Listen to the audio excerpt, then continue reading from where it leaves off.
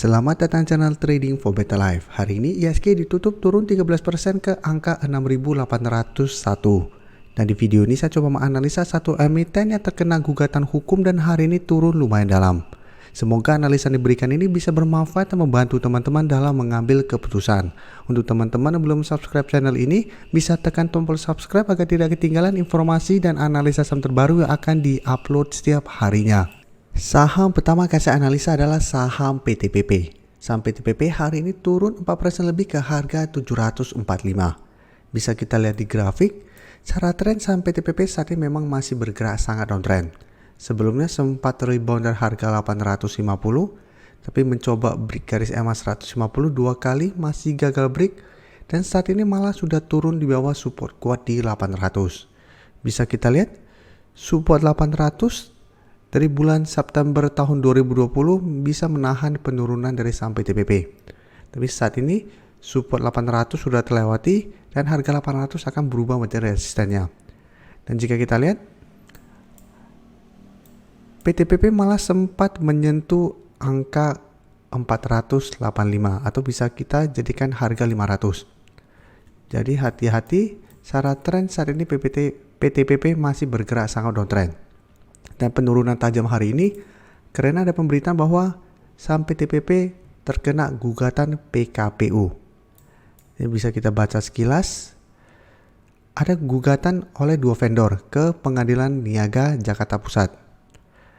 Dan PTPP juga sudah mendapatkan notasi khusus dari bursa yaitu M.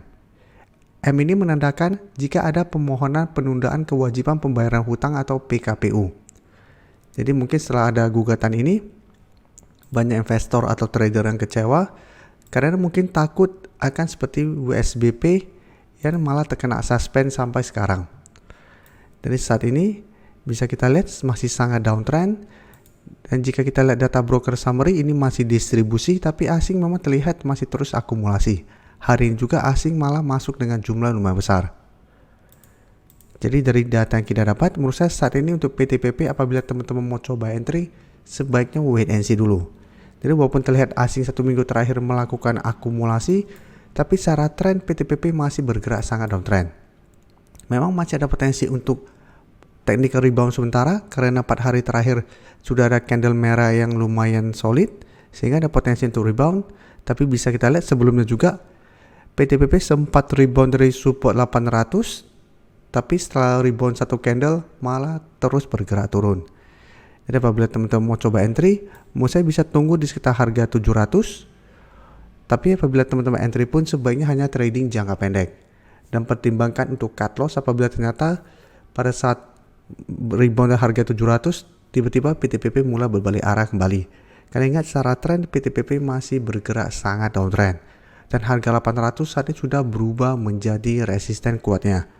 Apabila teman-teman mau lebih aman adalah lihat apakah PTPP satu minggu ke depan berhasil naik kembali di atas harga 800. Apabila berhasil naik di atas harga 800, teman-teman mau coba entry, itu menurut saya akan lebih aman. Dan untuk sektor konstruksi memang kita semua tahu sampai saat ini trennya masih belum bagus. Jadi rata-rata trennya masih bergerak downtrend. Jadi sebaiknya menurut saya fokus ke sektor lain yang saat ini lebih oke daripada sektor konstruksi yang trennya masih bergerak sangat downtrend dan belum terlihat ada akumulasi. Garis MACD pun bisa kita lihat saat ini masih terus bergerak turun. Selanjutnya saya akan coba analisa saham SCMA yang hari ini naik 1% lebih ke harga 220. SCMA bisa kita lihat belum sempat turun mengetes support psikologis di harga 200, baru menyentuh 210, SCMA mulai mencoba bangkit dari downtrendnya.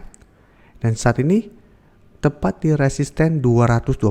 Jadi memang secara tren SCMA masih bergerak downtrend, tapi 2 hari terakhir mencoba untuk rebound dari downtrendnya. Jadi beda dengan induknya EMTK yang saat ini masih bergerak sangat downtrend. Dan garis MACD sebelumnya bergerak turun saat ini mulai bergerak sideways. SCMA bisa kita lihat kenaikan 1% lebih ini ada akumulasi. Asing juga 2 hari terakhir terlihat masuk melakukan akumulasi.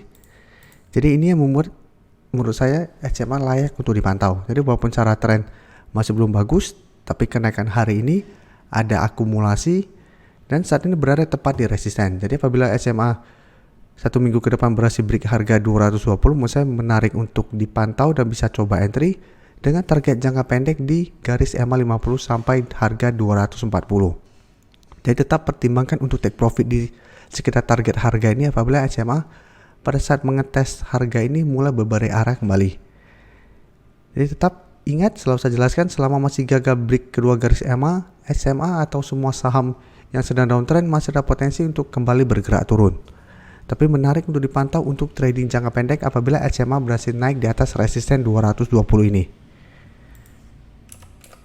Selanjutnya saya akan coba analisa saham Cepin yang juga bisa kita lihat. Sebelumnya sempat turun di bawah garis EMA 50 150, tapi jika kita perhatikan setelah berhasil break kembali kedua garis EMA 50 150, saham Cepin mulai bergerak uptrend kembali.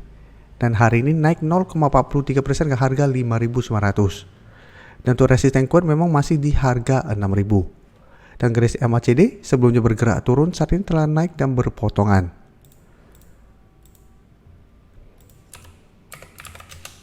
Untuk Cepin bisa kita lihat kenaikan hari ini walaupun cuma 0,42%, ada akumulasi asing juga 3 hari terakhir bisa kita lihat masuk melakukan akumulasi pada saham Cepin. Jadi secara tren Cepin sudah mulai uptrend. Untuk tren jangka pendek saya lihat masih ada potensi untuk naik menuju resisten kuatnya di harga 6.000. Jadi apabila teman-teman sudah berhasil beli di sekitar garis EMA 50 150 atau di sekitar harga 5.800, menurut saya tetap pertimbangkan untuk take profit apabila ternyata Cepin masih kesulitan untuk break resisten kuat ini. Karena bisa kita lihat beberapa kali mencoba untuk break resisten ini, Cepin masih gagal break dan turun kembali ke garis EMA 50 150. Jadi bisa swing trade, take profit dulu apabila ternyata memang masih gagal break. Setelah itu tunggu kembali di garis EMA 50 150 untuk re-entry kembali apabila masih bisa bertahan dan rebound. Atau hold saja selama kedua garis EMA ini tidak terlewati untuk tren jangka menengah sampai tren jangka panjang. Selanjutnya saya coba analisa saham Doit yang hari ini juga terlihat mencoba untuk bangkit dari downtrendnya. Jadi Doit bisa kita lihat hari ini naik 2% lebih ke harga 326 dan dekat dengan resisten di 330. Jadi Doit juga dalam beberapa minggu terakhir ini mulai downtrend kembali. Pada saat Doit turun mengetes support di harga 300, bisa kita lihat Doit mulai bertahan dan mencoba untuk bangkit dari downtrendnya. Jadi walaupun 3 hari terakhir mulai terlihat bergerak naik, tapi Doit belum ada tanda-tanda reversal. Jadi apabila ternyata minggu ini mencoba untuk naik di atas harga 330 masih gagal break, Doit masih ada potensi kembali turun mengetes support di harga 300. Karena harga 330 saat ini sudah berubah menjadi resisten kuat untuk saham Doit. Dan garis MACD terlihat saat ini masih bergerak sideways. Dan untuk Doit bisa kita lihat kenaikan 2% lebih ini masih ada distribusi. Asing juga terlihat hari ini masih distribusi. Jadi dari data yang kita dapat menurut saya Doit tetap harus hati-hati walaupun 3 hari terakhir mulai bergerak naik. Minggu ini saya lihat memang masih ada potensi untuk mengetes harga 330. Apabila berhasil break, maka Doit secara tren akan lebih baik karena ada potensi lanjut naik mengetes garis EMA 50 di harga 366 sampai garis EMA 150 yang saat di 380. Tapi ingat, karena hari ini naik disertai distribusi dan sekarang dekat dengan resisten kuat 330, apabila minggu ini mencoba untuk break harga 330 ternyata gagal break, menurut saya pertimbangkan untuk take profit. Karena ada potensi untuk kembali melanjutkan downtrendnya dan turun mengetes support di harga 300 kembali. Jadi apabila teman-teman saat ini baru mau entry, masih bisa pantau entry apabila memang Doit berhasil naik dari harga 330. Jadi apabila terkonfirmasi break 330, bisa coba entry dengan target jangka pendek di 350 sampai garis EMA 50 untuk trading jangka pendek. Terima kasih telah menonton video ini. Like dan share video ini bila bermanfaat bagi teman-teman. Dan support channel ini dengan cara tekan tombol subscribe agar channel ini bisa makin berkembang dan bisa membantu lebih banyak orang lagi. Terima kasih.